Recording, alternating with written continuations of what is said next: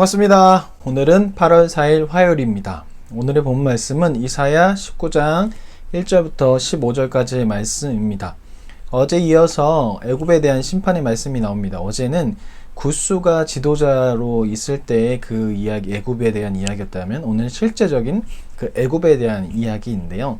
애굽이 세 가지에 걸쳐서 결국 심판을 당하게 된다라고 이야기하는데, 첫 번째는 내부적인 분열입니다. 내부적으로 정치적인 분열이 있을 거고, 그들이 그런 분열 가운데 무엇을 의지했냐면 자신들이 믿고 있었던 그런 유명했던 점성술이나 학문이나 그런 것들을 사용해서 그것을 해결하려고 했지만, 결국 서로 자기가 좋아하는 것들만 이야기하다 보니까 결국 분열로 인해서 무너지게 될 것이다 라고 그렇게 이야기하게 됩니다.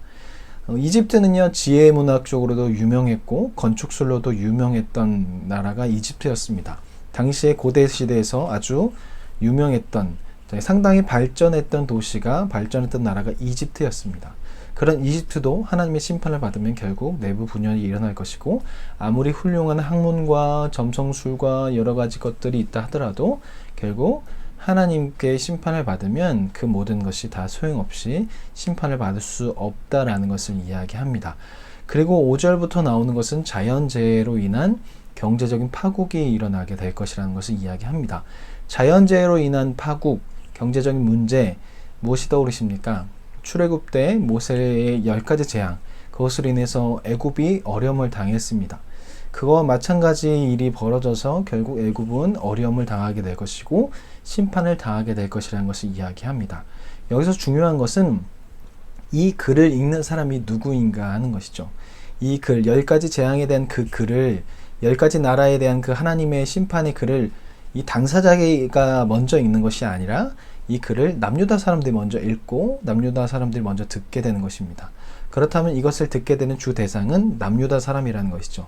이것을 통해서 선지자가 말하는 것은 이들도 결국 심판을 당할 것이다. 그러니 너희는 이들을 의지하는 것이 아니라 하나님을 의지해야 한다라는 것을 이야기하는 것이죠. 근데 참으로 재미있는 것은 출애굽의 역사를 이스라엘 백성은 자꾸 잊어버립니다. 그러니까 출애굽을 해서 하나님께서 그들을 무너뜨리고 그들로부터 보호하시고 끄집어내신 분이 하나님이라는데, 그 하나님은 잃어버리고 애굽을 무너뜨렸던 그 하나님은 완전히 이들 안에서 사라져버리고, 이들은 자신을 괴롭혔던, 조상들을 괴롭혔던 애굽, 그 애굽에게 다시 찾아가서 자신들을 구원해달라고 이야기하는 그런 바보 같은 행동을 하고 있는 것이죠. 하나님이 아닌 자신들을 괴롭혔던, 조상들을 괴롭혔던 그 애굽을 찾아가는 그 어리석음이 이들에게 있는 것이죠. 그래서 그들에게 말하는 거예요. 너희는 왜 이렇게 어리석으냐? 너희가 그렇게 의지하는 그 애굽 이전을 생각해봐라. 너희를 괴롭혔고 또한 그 괴롭히던 그 애굽을 살려주신 분이 바로 하나님이다. 그렇다면 너희는 하나님을 의지해야 되지 않겠냐? 그 강대국 애굽도 결국 하나님의 손안에 있다는 것을 다시 한번 이야기하게 되는 것이죠. 그리고 11절부터는 지혜자들, 정치인들의 어리석음으로 인해서 결국 무너지게 될 것이다 라고 이야기하는데요. 좀 전에 말씀드린 것처럼 애굽은 지혜 문학이 상당히 발전되어 있었습니다. 그리고 건축학도 발전되어 있었습니다. 스핑크스나 그런 것들 보면 엄청난 건축물, 그리고 당시 목욕탕 여러 가지 것들이 많이 있었다라고 그렇게 이야기합니다.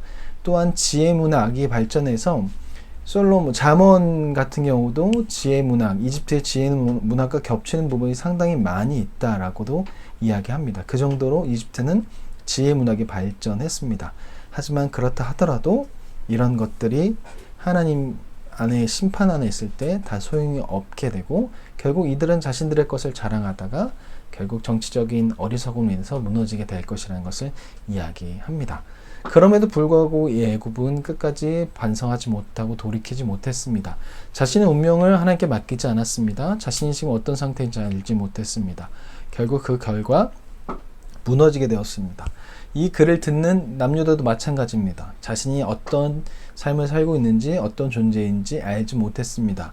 자신의 운명을 하나님께 맡기지 못했습니다. 그 결과 결국 남유다는 점점 심판 가운데 들어가게 됩니다. 우리의 삶도 마찬가지입니다. 우리의 모습과 우리의 삶이 어떤지 보아야 합니다. 우리가 하나님이 안에서 살고 있는지, 하나님 떠나 살고 있는지 알아야 합니다. 그리고 나의 운명과 나의 삶을 하나님께 맡겨드려야 합니다. 우리가 그렇지 못한다면 결국 우리도 결국 심판 가운데로 들어가서 힘들고 어려운 삶, 하나님이 느껴지지 않는 삶, 하나님 없는 삶을 살게 될 것입니다. 그런 삶이 아니라 날마다 하나님 안에 거하면서 하나님을 사랑하는 삶을 살 수 있는, 하나님을 사랑하며 살아가는 것이 기쁨이 될 수 있는 그런 오늘 그런 우리가 되었으면 좋겠습니다. 자, 그러면 내일 뵙겠습니다. 안녕히 계세요.